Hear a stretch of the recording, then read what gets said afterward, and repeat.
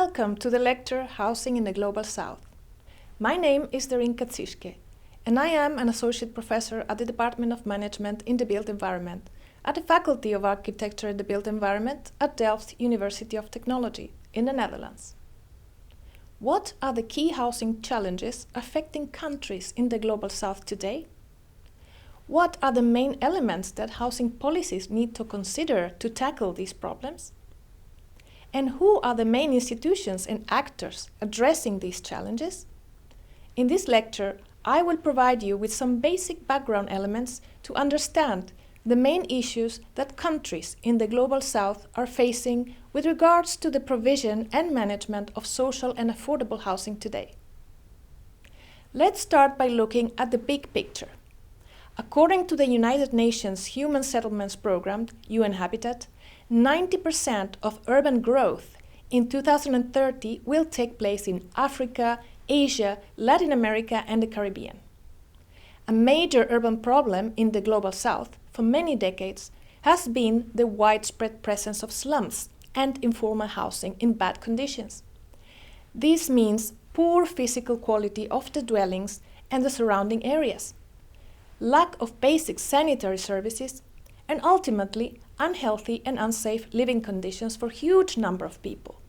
Therefore, housing and urban policies and programs have heavily focused on slums upgrading and urban poverty reduction. The good news is that the percentage of urban population living in slums globally has decreased from 28% in 2000 to 23.5% in 2018. However, if we take into account the trend towards the increase in the urban population globally, we see that in absolute terms, the number of people living in slums has grown almost 26.4% over the same period. Out of over 1 billion people who lived in urban slums in 2018, 834 million, or 81%, are located in the Global South. Here you can see where these urbanized slum populations are distributed, with the top 3 regions being Sub-Saharan Africa, Central and Southern Asia, and Eastern and Southeastern Asia. What does this tell us? Well, slums and poor housing is still a major problem in many developing countries. In addition, we see that as the number of countries in the Global South achieve higher levels of economic growth, the proportion of middle-income households grows considerably. In terms of housing, this translates into better conditions. However, at the same time, this situation has led to the emergence of new housing challenges.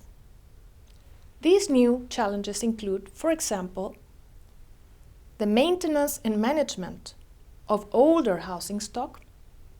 The quality of the areas where informal housing has been upgraded still needs to be improved.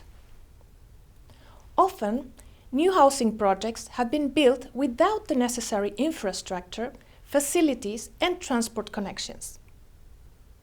Ensuring the social and spatial integration of low-income housing areas into the wider urban fabric, avoiding the formation of ghettos and the stigmatization of these areas. Another relatively new challenge in the Global South is the affordability of housing. Affordable housing, in simple terms, refers to housing that allows certain groups of the population, usually lower or lower middle-income households, to access adequate housing without experiencing excessive financial hardship. A report by the McKinsey Global Institute in 2014 refers to the global housing affordability gap as the difference between the cost of a city's acceptable standard housing and what households can afford. The report estimated that at the time of its release, the gap was at $650 billion, with 330 million households living in substandard housing or are financially stretched by housing costs. To tackle these problems, a comprehensive approach to housing policies is needed. This means that In order to attain adequate housing, policies should integrate at least 5 key aspects: the physical quality of the dwelling, the quality of the environment where the dwellings are located, the location and accessibility, security of tenure, and affordability. An important element of housing policies is housing tenure. Housing tenure refers to the financial arrangement under which someone has the right to live in a dwelling.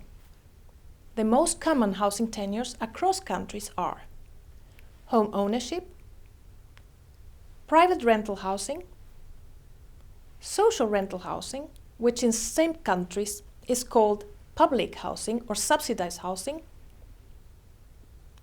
and cooperative housing. There is much debate in policy and academia on the relative merits of each type of tenure. Advocates of home ownership argue, for example, that it is a way to help poor households to build an asset base.